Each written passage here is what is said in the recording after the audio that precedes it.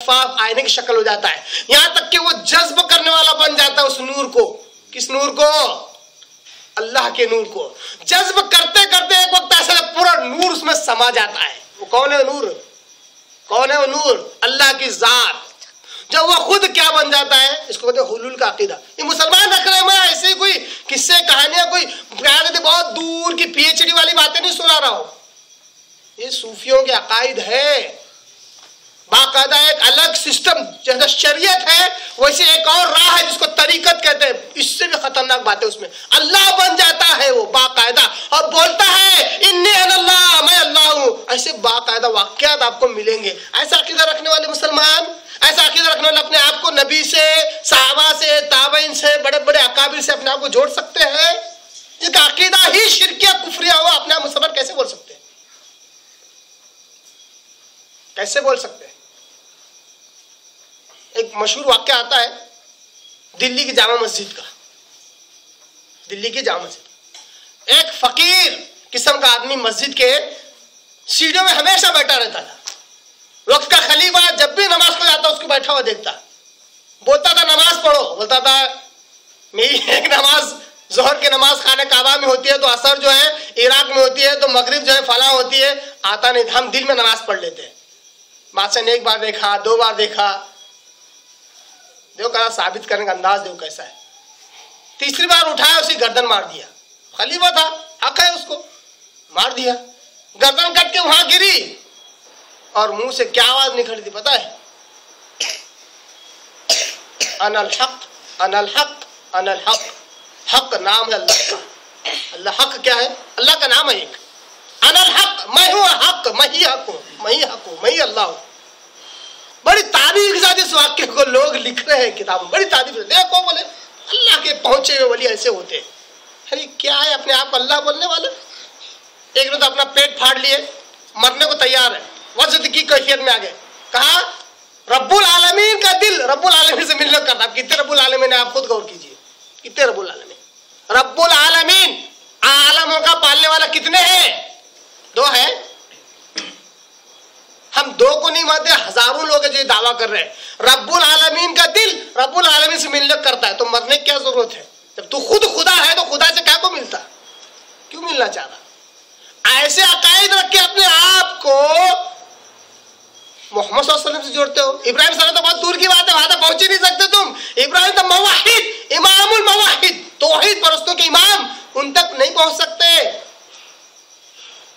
नहीं पहुंच सकते। इधर खाली सिर्फ सहाबा तक पहुंच के बतलाओ।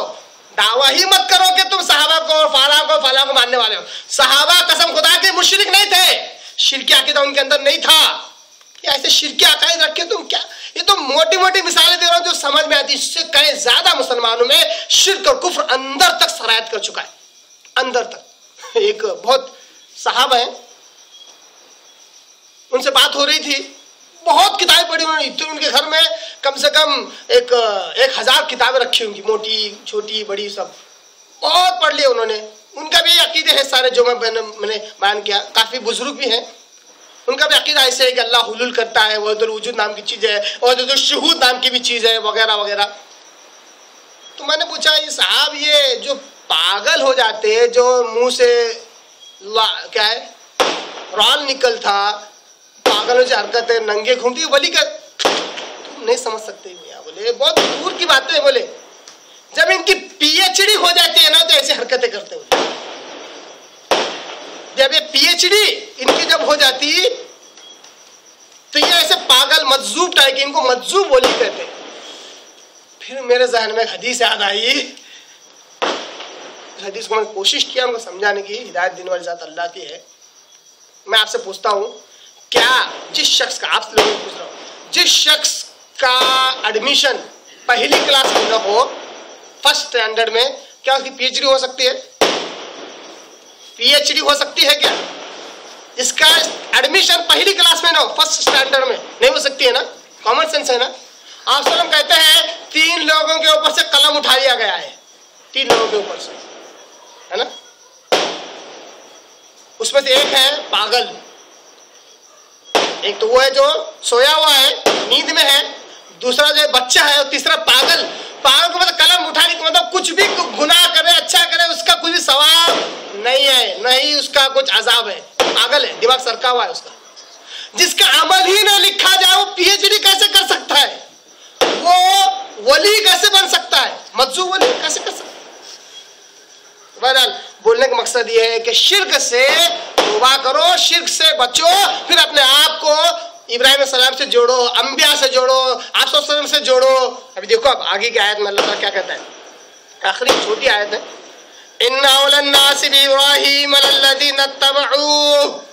अल्लाह कहता है बेशक सबसे ज्यादा कुर्बत रखने वाले, सबसे ज्यादा नजदीक लोगों में इब्राहिम अलैहिस्सलाम के वो लोग हैं जिन्होंने उनकी इत्तिबा की उनके जमाने में, या उनके जमाने के बाद कयामत तक जिन लोगों ने तौहीद के मामले में, दीन के मामले में इब्राहिम सलाम की जिन्होंने इत्तिबा की, वो सबसे ज्यादा करीब है।